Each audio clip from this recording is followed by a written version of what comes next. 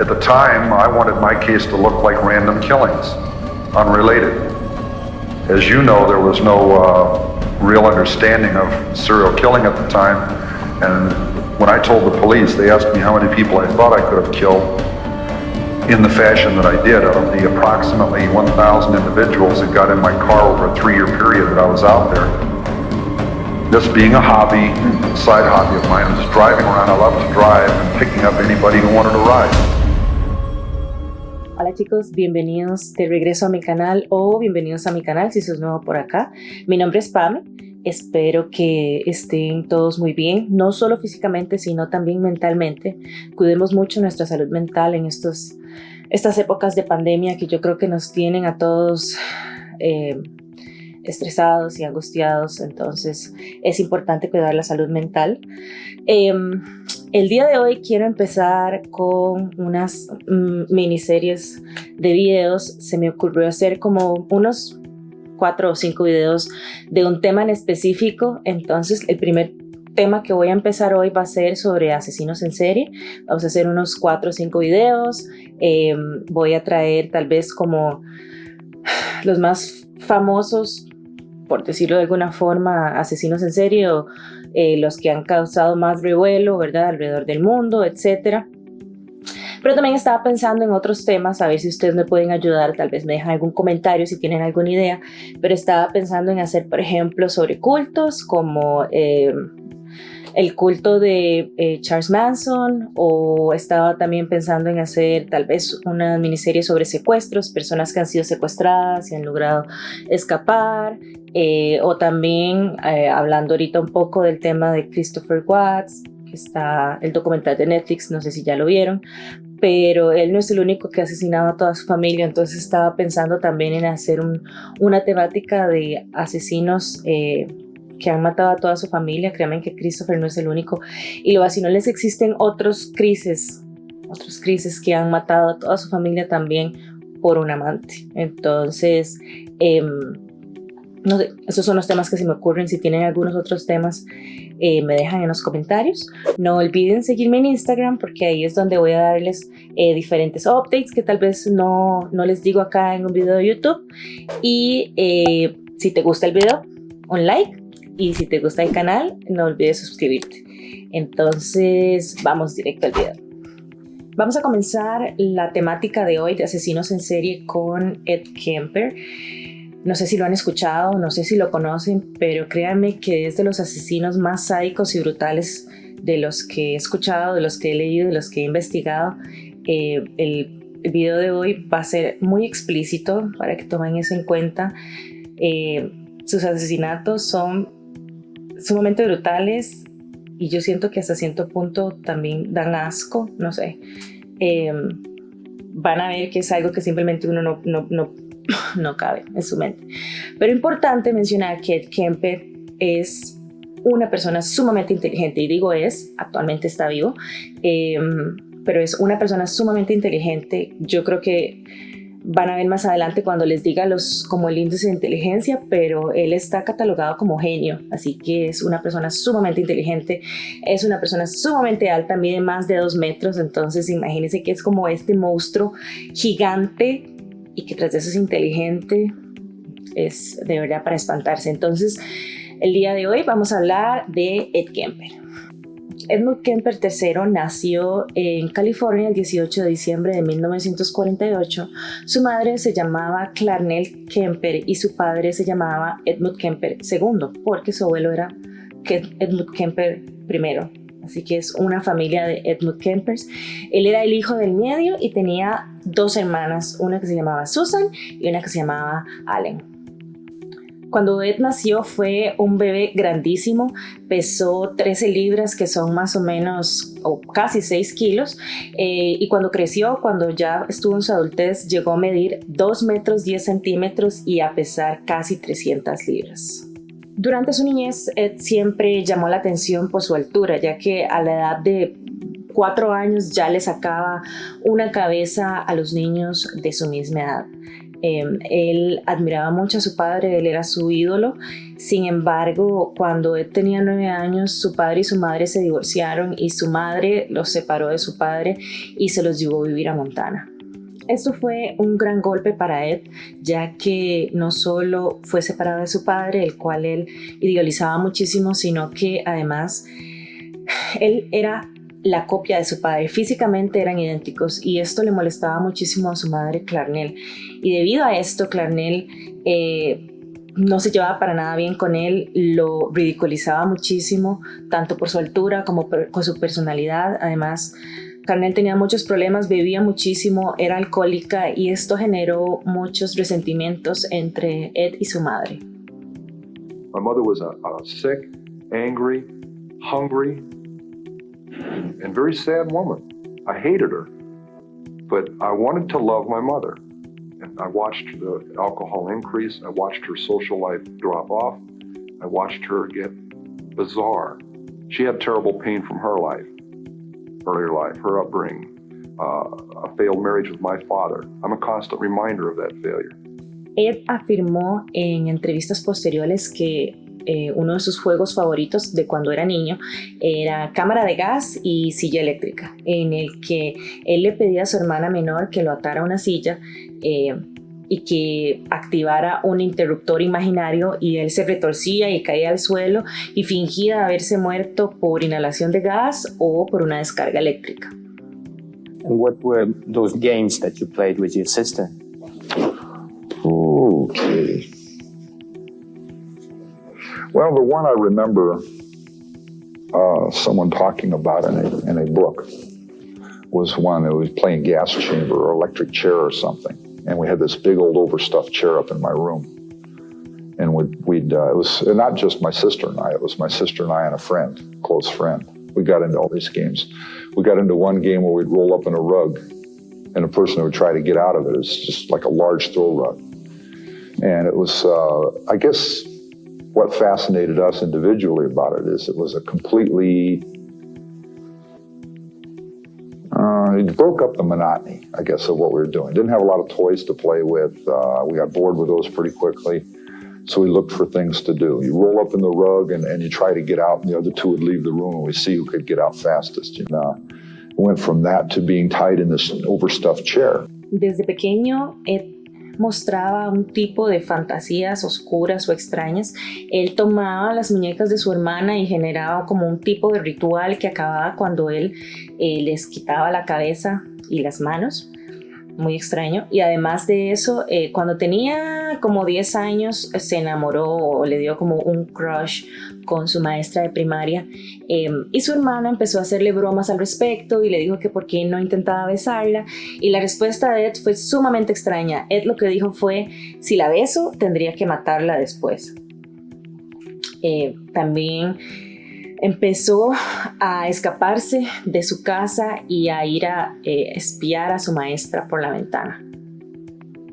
So I run into her room and I grab up her Barbie doll. It was the one fancy doll she had, the Barbie doll. Everybody has one, right? She had a pair of sewing scissors sitting there and a sewing machine, a sewing kit. I grabbed the scissors out. The head decapitated, pops off.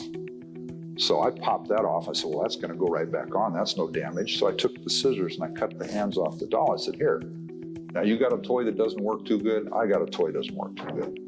Al cabo de un tiempo, Ed comenzó a mostrar comportamientos antisociales y crueldad animal. Cuando tenía 10 años, enterró vivo al gato de la familia. Lo enterró y una vez que murió, lo desenterró, lo decapitó y tomó su cabeza y la puso encima de una espiga.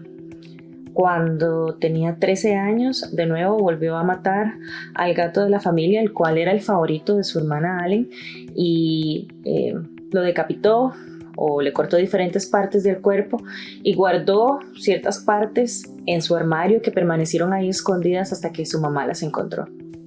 Algo muy triste que pasó en la vida de Ed cuando era niño, desde los 8 años, es que su madre Clarnell lo obligaba y lo encerraba a dormir en el sótano. Él decía que estaba todo oscuro y que la única compañía que tenía eran las ratas. Y la razón por la que Clarnell hacía eso es que ella le decía que él era capaz de violar o de lastimar a sus hermanas, lo cual creo que pudo haber tenido algún efecto en el desarrollo mental de Ed. El hecho de que una madre le diga a su niño de 8 años que él es un violador, o que puede violar o que puede lastimar a sus hermanas, realmente podría afectar a cualquiera. My life had started going that way at about 8. At a certain time of the evening, the family left the center room, the living room of the house. My mother and my sisters, or my sisters themselves, would go up to bed upstairs, where I used to go to bed, upstairs. I had to go down to the basement. And an 8-year-old child had a tough time differentiating the reason in that. Why am I going to the basement? I'm going to hell, they're going to heaven. Clarnell regularmente trataba mal a Ed, se burlaba de él, lo ridiculizaba por su altura, se burlaba de él y le decía que era un bicho raro. Además de eso, ella se negaba a mostrarle afecto porque decía que si no él se iba a convertir en gay o se iba a transformar en gay. Y además de eso, le decía constantemente que él se parecía a su papá y que por eso nunca ninguna mujer lo iba a amar. Ed la describía como una mujer enferma y enojada, y consideraba que tal vez ella pudo haber tenido algún trastorno de personalidad o algo por el estilo. I got it in the legs. One time I turned around shrieking and she hit me in the mouth, and the little keeper on the clasp flew off, little silver buckle thing. And she smacked me. This thing breaks off on my mouth, right? She hits me across the face with this belt and says, "Shut up, the neighbors are going to think I'm beating you." I'm looking at her, what? You know? I'm not supposed to cry out, which is a natural reaction to these great red welts that are going on. I mean, I was a little shit. I got rude downstairs. She took me upstairs and beat the hell out of me. A la edad de 14 años, Ed se escapa de su casa y decide ir a buscar a su padre para de alguna forma reconciliarse con él. Sin embargo, cuando llega a la casa de su padre, se da cuenta que él se ha vuelto a casar y que tiene otro hijo, lo cual no le hace nada de gracia. Sin embargo, decide quedarse a vivir ahí por un mes. Pero al cabo de un mes, su padre ya no lo quiere más, por lo tanto se lo devuelve a su madre Clarnell, y Clarnell dice que ella no lo quiere ahí, que ella estaba sumamente feliz de que Ed se hubiera ido, y es que Clarnell realmente no quería a su hijo, y por lo tanto como su padre no lo quería y su madre no lo quería, Ed se va a vivir con sus abuelos paternos a un rancho en California. Ed se sentía sumamente infeliz y él se sentía abandonado y sentía que ningún miembro de su familia lo quería y que lo único que estaban haciendo era pasárselo de un miembro a otro porque todo el mundo se quería deshacer de él. Sin embargo, las cosas no mejoraron una vez que Ed se fue a vivir con sus abuelos. Ed describe a su abuela como una mujer que los castraba a él y a su abuelo. Decía que era sumamente controladora, al igual que su madre. Trataba muy mal a su abuelo, y lo cual esto a Ed no le gustaba, y decía que él era o se sentía con demasiada rabia y como una bomba de tiempo. A sus cortos 15 años de edad, él decía que se sentía como una bomba de tiempo. No le gustaban las figuras de autoridad femenina y decía que sentía un gran impulso por matar tanto a su abuela como a su madre. But I got this domineering grandmother on my father's side. I got this domineering grandmother on my mother's side who died before I was born, but now she's reincarnated in my mother and her sister, my aunt. They're two very domineering, very aggressive, very successful women. Ed empezó a llevarse muy bien con su abuelo. Era la única persona en su familia con la que él sentía que estaba forjando algún tipo de relación. Su abuelo le regaló un rifle y le enseñó a cazar, y Ed hacía eso todas las tardes. Él se iba a cazar principalmente pájaros. Sin embargo, esto por alguna razón le molestaba muchísimo a su abuela, y eventualmente ella le confiscó el rifle que su abuelo le había regalado. Y esto, según Ed, fue la gota que rebasó el vaso. Él odiaba profundamente a su abuela, odiaba cómo lo trataba él y odiaba cómo trataba a su abuelo. Y Ed dijo que estaba harto. El 27 de agosto de 1964, cuando Ed tenía tan solo 15 años de edad, estaba en la cocina en compañía de su abuela cuando de repente empezaron a tener una gran discusión. Ed estaba furioso, salió de la cocina y fue a recuperar el rifle que su abuela había confiscado. Regresó a la cocina y le disparó fatalmente a su abuela con un disparo en la cabeza y después le disparó 2 veces más en la espalda.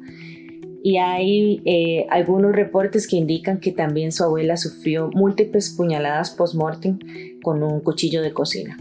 En unas entrevistas más tarde diría que mató a su abuela para saber qué se sentía matar a una persona. Sin embargo, lo más probable es que él la mató producto de toda la ira y la frustración que sentía en contra de ella. Una vez que mata a su abuela, Ed se da cuenta que tiene un problema y es que no quiere que su abuelo, la única persona con la que realmente siente una conexión, a una persona que realmente quiere, no quiere que se dé cuenta que mató a su abuela. Entonces toma el cuerpo de su abuela, lo arrastra hasta el dormitorio y decide esperar a que su abuelo regrese de hacer las compras y estacione el camión afuera de la casa. Una vez que su abuelo llega, Ed sale inmediatamente y le dispara en la cabeza, matándolo instantáneamente. Toma su cuerpo y lo arrastra hasta el garaje. Sin saber qué hacer después, Ed toma el teléfono y llama a su madre y le cuenta todo lo sucedido. Su madre le dice que es un estúpido, como siempre, ella siempre lo insultaba, y le dice que llame a la policía y que confiese todo lo que hizo. Ed llama a la policía, les confiesa lo que ha hecho. La policía llega hasta el lugar y lo encuentran sentado muy calmadamente en el porche de su casa. Lo arrestan y se lo llevan a la comisaría. Ed inmediatamente confiesa y acepta todo lo que hizo. Los crímenes de Ed fueron catalogados como incomprensibles. No podían creer que un niño de 15 años los hubiera cometido, y una corte de psiquiatras decide que Kemper es paranoico esquizofrénico y lo mandan a un hospital estatal de máxima seguridad que es para enfermos mentales convictos. En Atascadero, que era el hospital al que Kemper fue internado, los psiquiatras y médicos no estaban de acuerdo con la decisión de la corte. No creían que Ed fuera paranoico esquizofrénico, ya que Ed no presentaba ningún cuadro o ninguno de estos síntomas. Él no tenía delirios, no tenía fuga de ideas ni nada por el estilo. Además, se dieron cuenta que era una persona sumamente inteligente. Le hicieron una prueba de coeficiente intelectual y en esta prueba inicial marcó 136 puntos. Y tengan en cuenta que una persona promedio tiene entre 90 y 100 puntos de coeficiente intelectual. Por lo tanto, los médicos en este hospital lo diagnosticaron con una enfermedad o con un trastorno menos grave, que deciden que es un trastorno de personalidad tipo pasivo-agresivo. Más adelante, él volvió a tomar la prueba de coeficiente intelectual y esta vez marcó un puntaje de 145 puntos. De nuevo, el promedio de una persona es de 90 a 100 puntos. Más de 136 puntos, solo un 1% de la población lo tienen. Y además el hermano o medio hermano de Ed, en unas entrevistas posteriores, dijo que estaba completamente seguro que Ed había manipulado esta prueba para salir con un coeficiente intelectual más bajo y que en realidad el coeficiente intelectual de Ed era de 180 puntos, lo cual por supuesto es catalogado como un genio. And ironically, I have a high IQ. I didn't know that till I was locked up the first time for murder. I always thought I was a little missing up here, a little short. Because I was always called stupid, I was called slow, don't you think when you do things? That was the problem. I wasn't thinking when I did things. Kemper se ganó el cariño de todos los psiquiatras y doctores en ese hospital. Consideraban que definitivamente Kemper se podía rehabilitar. Decían que era una persona sumamente sensible, servicial, dispuesto a aprender y sumamente inteligente. Pero lo que no se daban cuenta es que Ed lo que estaba haciendo era manipularlos y estaba actuando como ellos esperan que actúe una persona rehabilitada.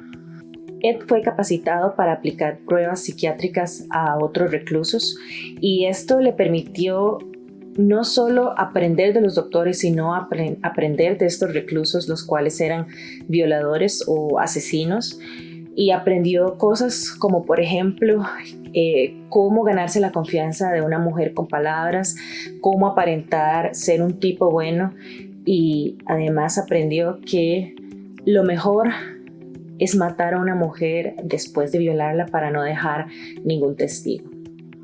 El 18 de diciembre de 1969, a la edad de 21 años, Ed fue puesto en libertad condicional y, en contra de todas las recomendaciones de los doctores, fue dado de alta al cuidado de su madre. Esta fue la única alternativa que tuvieron, ya que Kemper no tenía ningún otro medio para subsistir, no tenía trabajo, no tenía dinero, así que lo único que pudieron hacer fue entregárselo a su madre. Posteriormente, Kemper demostró a sus psiquiatras que estaba totalmente rehabilitado y el 29 de noviembre de 1972 sus antecedentes penales fueron borrados definitivamente. El último informe de su psiquiatra de libertad condicional decía lo siguiente: si tuviera que ver a este paciente sin tener ningún historial disponible u obtener ningún historial de él, pensaría que estamos ante un joven muy bien adaptado, que tiene iniciativa, inteligencia y que está completamente libre de enfermedades psiquiátricas. En mi opinión, ha tenido una excelente respuesta a los años de tratamiento y de rehabilitación y no veo ninguna razón psiquiátrica para considerarlo como un peligro para él o para cualquier miembro de la sociedad. Desde entonces, se puede permitir más libertad como adulto para desarrollar su potencial. Yo consideraría razonable tener una eliminación permanente de sus registros de menores. Mientras se quedaba con su madre, Ed asistió a la universidad comunitaria como parte de sus requisitos de la libertad condicional y además aplicó para ser oficial de policía, pero fue rechazado. No por tener un historial criminal y no por haber asesinado a 2 personas, sino por tener una gran altura, ya que Ed medía 2 metros 10 centímetros y tenía el apodo de Big Ed o de Gran Ed. Sin embargo, continuó siendo muy amigo de oficiales de la policía y tenía una relación muy cercana con algunos de ellos. Visitaba constantemente un bar que era frecuentado por estos oficiales de policía, donde constantemente escuchaba todo tipo de historias que todos estos policías le contaban. Kemper trabajó en una serie de trabajos antes de conseguir un trabajo formal en la División de Carreteras del estado de California, y durante este tiempo su relación con Carnell fue y continuó siendo sumamente tóxica y hostil. Los vecinos constantemente escuchaban las discusiones muy fuertes que tenía con su madre y Carnell constantemente lo trataba mal, lo controlaba y lo emasculaba. Debido a que Ed pasó prácticamente toda su adolescencia internado en un hospital psiquiátrico y estaba rodeado de asesinos y violadores y enfermos mentales, no tuvo las experiencias ni las interacciones que un adolescente tiene normalmente durante su adolescencia, como por ejemplo la interacción con el sexo opuesto, en este caso la interacción de Ed con otras chicas. Cuando él intentaba hablar esto con Carnell o intentaba pedirle algún consejo, Carnell se burlaba, le decía que él era sumamente feo, que nunca iba a tener novia y que nunca nadie lo iba a amar. Y él realmente no tenía idea alguna de cómo interactuar con el sexo opuesto, por lo que empieza a recoger personas que están haciendo hitchhiking, que son estas personas que se ponen a la orilla de la carretera con un letrero o con la mano hacen una señal para pedir un aventón, lo cual era sumamente común en esas épocas. My frustration, my inability to communicate socially, sexually. I wasn't impotent, but emotionally I was impotent. I was scared to death of failing in male-female relationships. I knew absolutely nothing about that whole area, even if just sitting down and talking with a young lady. I need to be able to really communicate, and ironically enough, that's why I began picking people up. Cuando Ed logró ahorrar suficiente dinero, se fue a vivir con un amigo, se fue de su casa. Sin embargo, se quejaba que ni así lograba sacarse a su madre de encima, ya que ella lo llamaba constantemente, lo controlaba y lo visitaba de sorpresa. Además, constantemente tenía dificultades económicas y tenía que devolverse al apartamento de su madre a vivir un tiempo con ella. Ahí los pleitos continuaban, se hacían más grandes y peleaban literalmente por cualquier cosa. Y esta relación que tenía con su madre definió para siempre la forma en el que él veía a las mujeres. Él les tenía mucho miedo. Sin embargo, las odiaba y tenía un profundo resentimiento por ellas. El mismo año que Ed comenzó a trabajar en la división de carreteras, fue atropellado por un automóvil mientras viajaba en una motocicleta que había comprado recientemente.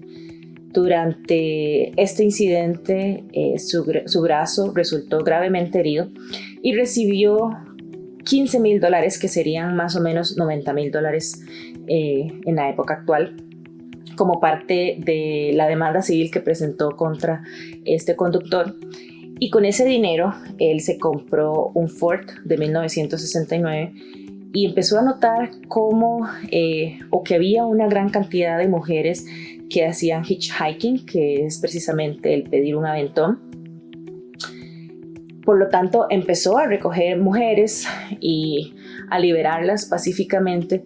Él dijo que hizo esto aproximadamente unas 150 veces o con unas 150 mujeres antes de empezar a sentir esos impulsos homicidas y sexuales que estaba teniendo. Además dijo que con esas 150 mujeres fue con las que él practicó sus habilidades sociales, practicó cómo hacerlas sentir a gusto, hacerlas sentir tranquilas y practicó cómo hacer que estas mujeres confiaran en él. Mientras se sentía más y más cómodo en esta dinámica que tenía de recoger mujeres y darles un aventón, empezó a guardar bolsas plásticas, mantas, cuchillos, esposas y eventualmente una pistola en su automóvil. Además, practicaba cómo cerrar la puerta del pasajero desde el asiento del conductor. Era sumamente alto, medía 2,10 metros y él explica que lo que hacía era pasar su mano por encima del pasajero. Les decía que la puerta tenía algún problema, que estaba mala o que estaba rígida.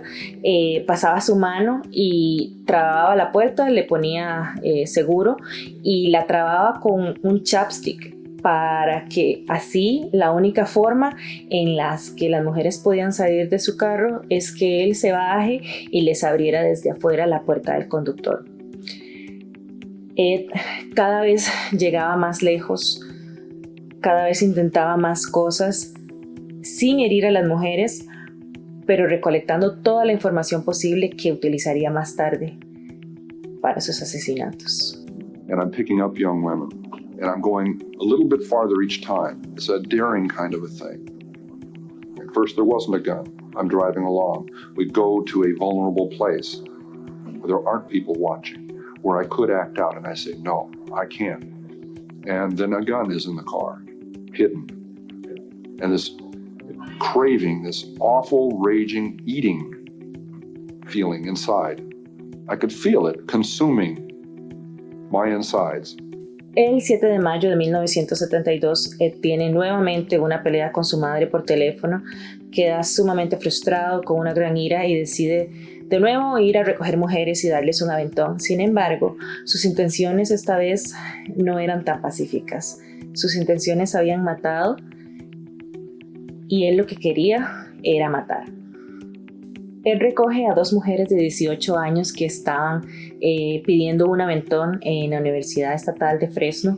Ellas eran Mary Ann y Anita y estaban pidiendo que les dieran un aventón a la Universidad de Stanford. Durante aproximadamente 1 hora de estar conduciendo, Ed llega a un terreno un poco boscoso y alejado, con el cual estaba sumamente familiarizado debido a su trabajo en la división de carreteras. Cuando llega a este lugar, para el carro y les dice que las va a violar. Por supuesto, Anita y Mary Ann empiezan a gritar y empiezan a llorar. Y para tranquilizarlas, él les dice que si colaboran y si se tranquilizan, nada malo les va a pasar, además de la violación. Por lo que ellas se tranquilizan, Ed esposa a Marianne en el asiento trasero y toma a Anita y la mete en la cajuela. Luego se dirige nuevamente donde Marianne intenta asfixiarla con una bolsa, sin embargo no lo logra porque Marianne pelea y logra despedazar la bolsa con la que Kemper la quería asesinar, por lo que Kemper agarra un cuchillo y le corta la garganta matándola instantáneamente. Todo esto es escuchado por Anita mientras está en la cajuela y luego Ed se dirige a la cajuela y mata a Anita de la misma forma. Ed confiesa que cuando estaba esposando a Marianne al asiento trasero, accidentalmente con una de sus manos roza uno de sus pechos y que instantáneamente lo que dijo fue como ups, lo siento, y se sintió sumamente avergonzado. Y yo creo que esto es un ejemplo de cómo él no tenía la más mínima idea de cómo interactuar con el sexo opuesto. In that first killing in May of 72, when that gun was pulled out, I launched it out. I had it under my leg, out of sight, parallel to my leg in the seat. It was something that had been thought out in fantasy, acted out, felt out hundreds of times before it ever happened. Voy a proceder con detalles muy perturbadores de lo que Kemper hizo con los cuerpos de estas mujeres, así que tengan mucha discreción. Una vez que las asesina, toma los cuerpos de estas mujeres y los coloca en la cajuela de su automóvil. Procede a conducir camino hacia su apartamento y mientras está conduciendo, un oficial de policía lo detiene porque tiene una luz trasera rota, lo cual muy probablemente fue Anita, que la despedazó mientras luchaba por salir de la cajuela cuando aún estaba viva. Sin embargo, el oficial de policía lo deja ir, no se percata que lleva cadáveres en la cajuela. Y una vez que llega a su apartamento, se da cuenta que su compañero de habitación no está, así que toma ambos cuerpos y los lleva a su cuarto. Una vez ahí, procede a tener relaciones sexuales con ambos cuerpos desnudos y luego procede a descuartizarlos. Toma las partes del cuerpo y las mete en diferentes bolsas plásticas que luego abandonaría en una montaña llamada Loma Prieta. Y antes de deshacerse de las cabezas descuartizadas de ambas mujeres, Ed procede a tomar las cabezas y practicarse sexo oral con las cabezas de estas mujeres antes de tirarlas por la montaña. Luego de esto, Kemper regresa a su rutina normal, actúa como si nada hubiera pasado y sigue con su dinámica de recoger mujeres y darles aventones a otros lugares. Mientras tanto, los familiares de Marianne y Anita las reportan como desaparecidas. Sin embargo, la policía no hace nada, las catalogan como fugitivas o como que simplemente ellas quisieron irse y quisieron desaparecer. Sin embargo, en agosto se localiza el cráneo de Marianne y después de diferentes búsquedas exhaustivas no lograron encontrar nunca el resto de las partes del cuerpo de Marianne y ninguna parte del cuerpo de Anita. Aproximadamente un mes después de que se encontró el cráneo de Marianne, el 14 de septiembre de 1972, Kemper recoge a una estudiante de baile de 15 años que se llamaba Aiko. Ella estaba pidiendo un aventón a sus clases dado que había perdido el autobús. Kemper la recoge y conduce nuevamente a un área remota, a un área boscosa, y una vez que llegan ahí, él le dice que se va a suicidar y que al mismo tiempo la va a matar a ella. Supongo que dijo esto pero para ganar algún tipo de empatía o algo por el estilo de que se iba a suicidar. Entonces Aiko trata de hablar con él y le dice que él tiene mucho para vivir, que no se suicide, etcétera, etcétera, etcétera. Y de alguna u otra forma durante toda esta interacción, Kemper se encierra afuera de su auto, es decir, queda afuera del auto con las puertas completamente cerradas y Aiko estaba dentro de su pistola, estaba dentro de su cuchillo y todas las herramientas que él tenía. Y de alguna u otra forma, él logra convencer a Aiko para que lo deje ingresar nuevamente al vehículo. Y esto demuestra lo carismático que era y lo manipulador que era, pues él sabía exactamente cómo hacer que una mujer se sintiera cómoda y tranquila y que confiara en él, incluso después de que le dijo que la iba a matar. Una vez que ingresa al auto, toma la bufanda de Aiko y la estrangula hasta dejarla inconsciente, luego la viola y posteriormente la mata. One victim let me back in the car. I locked myself out. She opened the door for me. My gun was under the seat. Posteriormente, Kemper toma el cuerpo de Aiko, lo mete en la cajuela de su auto, se dirige a su apartamento, tiene relaciones sexuales con el cadáver, luego lo desmembra y se deshace de las partes del cuerpo de forma similar a como se deshizo de sus dos víctimas anteriores. Kemper desmembra a Aiko y se deshace de todas las partes de su cuerpo excepto la cabeza y las manos, porque Kemper considera que estas dos partes podrían servir para identificarla, así que toma la cabeza y las manos de Aiko y las pone en el maletero de su auto. 2 días después, Ed Kemper tiene la audiencia con los psiquiatras que lo evalúan y son estos psiquiatras los que dicen que Kemper está completamente rehabilitado, que él no representa ningún peligro para la sociedad ni para él mismo, y es en esta audiencia donde deciden sellar o borrar permanentemente sus antecedentes criminales. Todo esto mientras Kemper tenía la cabeza y las manos de Aiko en su auto. El 7 de enero de 1973, Kemper ya se había regresado a vivir con su madre. Recoge a una estudiante de 18 años de nombre Cynthia Skull.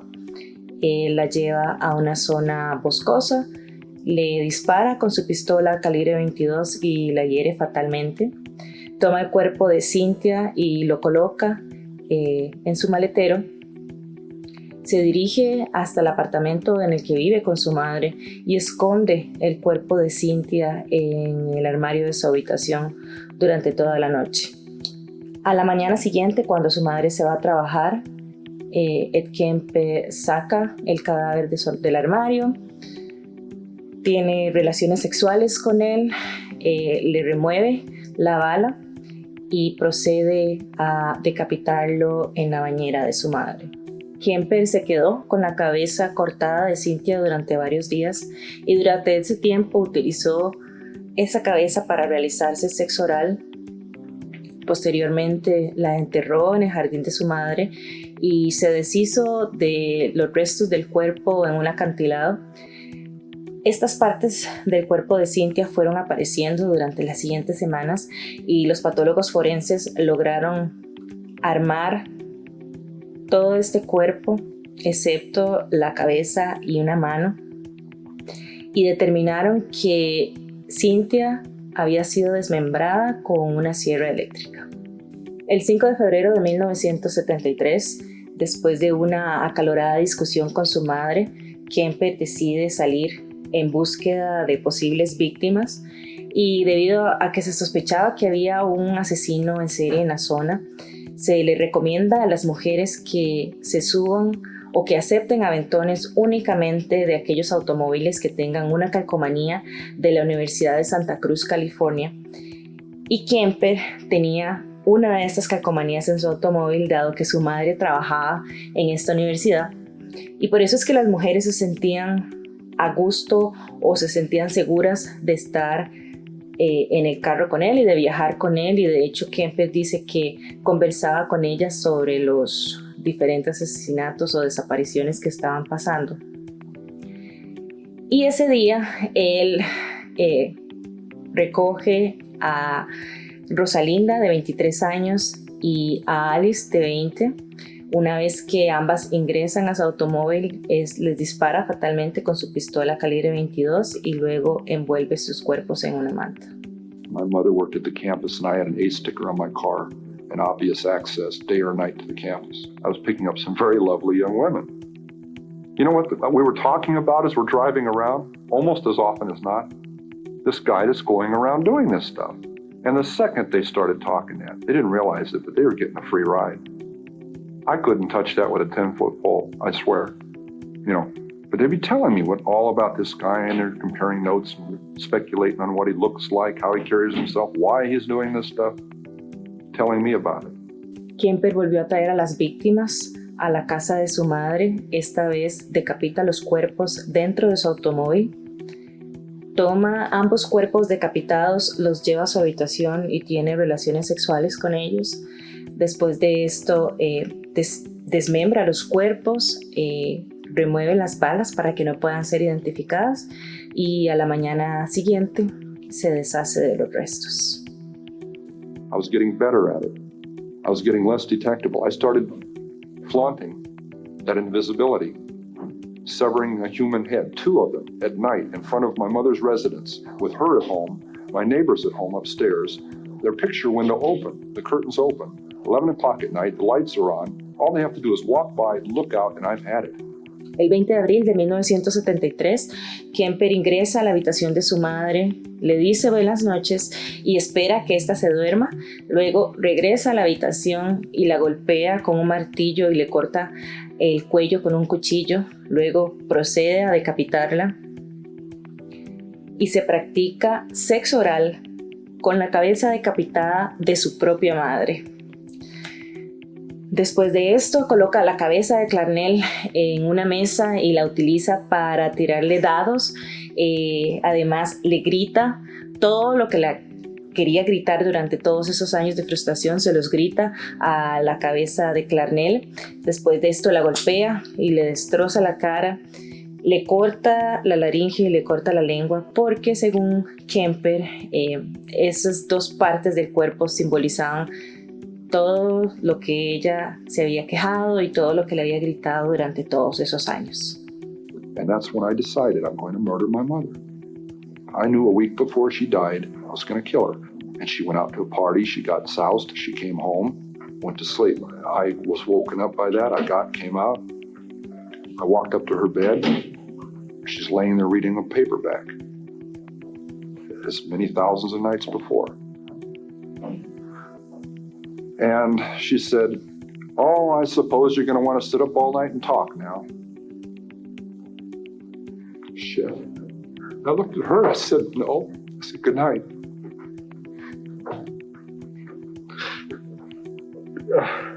And I knew I was going to kill her, you know? And in a rage, I went right back in. For 7 years, she said, I haven't had sex with a man because of you. My murderous son is one of our arguments. I cut off her head, and I humiliated her corpse. Kemper conduce sin parar hasta Colorado y toma pastillas de cafeína para mantenerse despierto durante el viaje, que es de más de 1000 millas. Él estaba completamente convencido de que la policía lo estaba persiguiendo. Sin embargo, después de que no escucha ninguna noticia en la radio sobre el asesinato de su madre ni de su mejor amiga, Kemper llama a la policía y les confiesa todo lo que ha hecho. Sin embargo, la policía no le cree y le dice que llame más tarde. Unas horas más tarde, Kemper vuelve a llamar y les pide hablar con un oficial de policía que él conocía personalmente. Kemper le vuelve a decir que él cometió el asesinato de su madre y de su mejor amiga Sarah. Este oficial de policía no le cree, por lo que se dirige a la casa de Kemper y logra verificar que efectivamente Kemper había matado a su madre y a su mejor amiga, por lo que inmediatamente arrestan a Kemper y en ese momento él también confiesa el asesinato de las otras 6 estudiantes. Cuando se le preguntó a Kemper en una entrevista posterior por qué se había entregado, esto fue lo que dijo. It had to stop. It had to stop. Once my mother was dead, there's almost a cathartic process at that point. I got physically ill right then when she died, when I murdered her.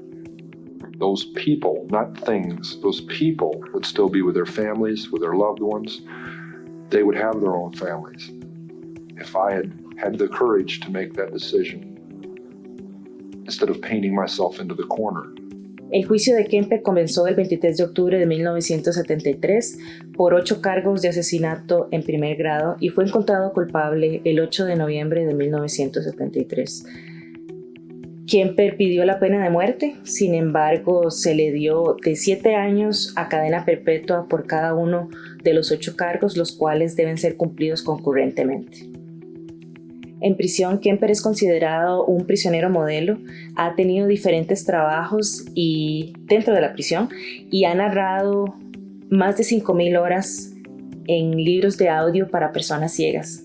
Así que quién sabe cuántas personas han escuchado uno de estos libros de audio sin saber que estaban escuchando a Kemper, uno de los asesinos en serie más brutales que ha existido. Chapter 1.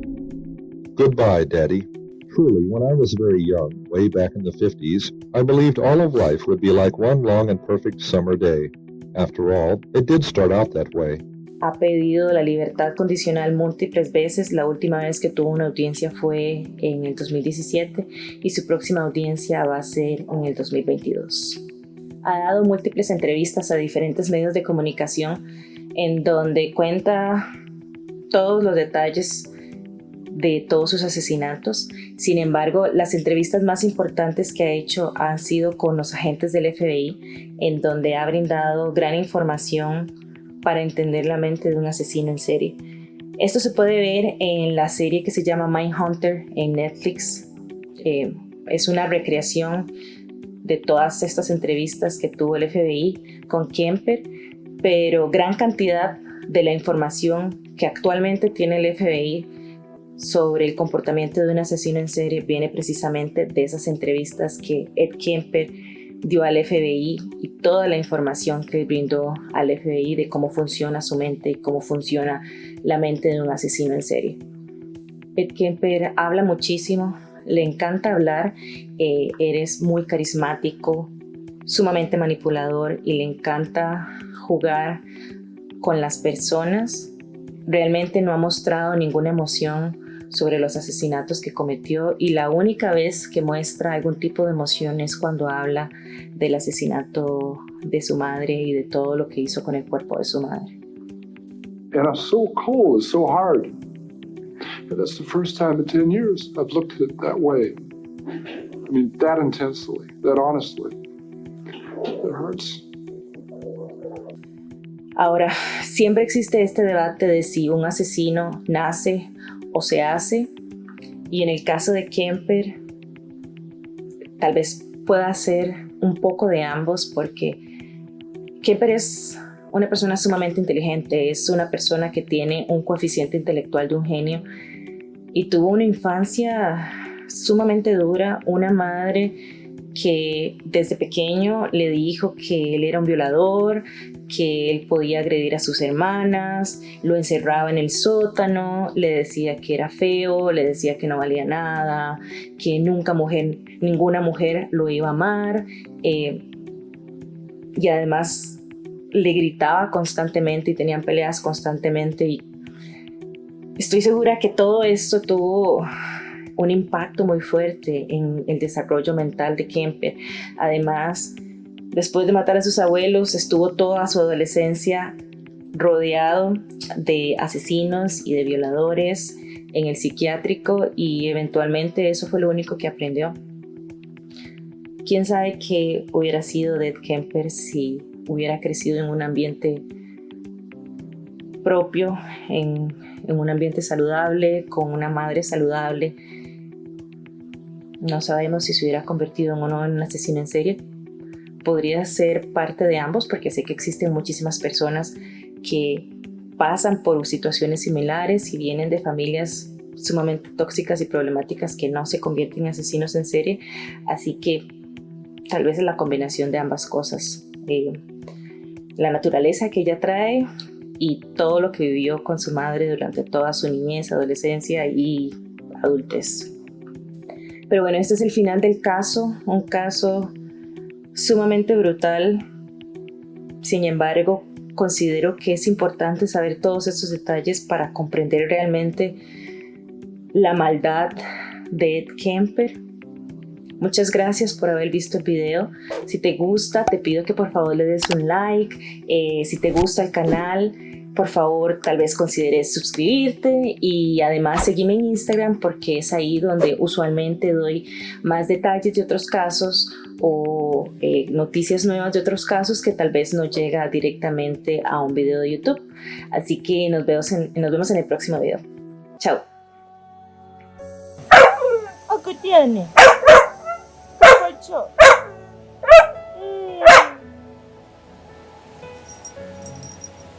¿Qué fue?